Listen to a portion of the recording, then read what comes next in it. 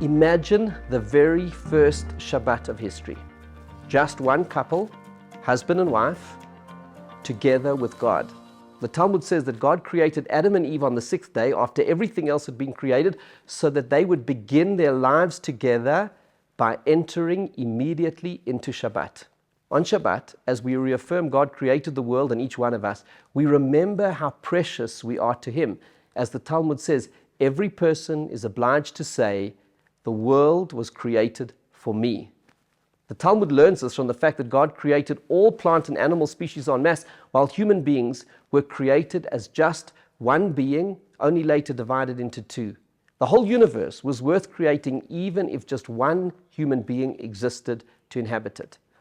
To say the world is created for me is not a statement of arrogance, which is one of the most serious character flaws according to our sages. It is about an awareness of how valued and precious each one of us is to God. This awareness can inspire us to strive for moral and spiritual greatness. When we realize our self-worth, that the world is created for me, we are moved to live by higher ideals, to live up to our lofty standing in the eyes of our Creator. It can dissuade us from wrongdoing and motivate us to achieve things we felt were beyond us.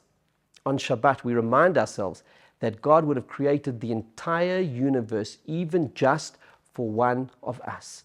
We cast our minds back to that very first Shabbat at the dawn of creation, when everything was made ready, an entire world waiting to welcome the first two human beings. We contemplate that we too can feel as special as Adam and Eve, who were the sole focus of God's love, generosity, and expectations, that the world was created for me. And from there, we inspire ourselves to live up to His belief in us. I invite you to learn more by reading my new book, Shabbat, A Day to Create Yourself, and find out how you can use Shabbat to get creative and change your life.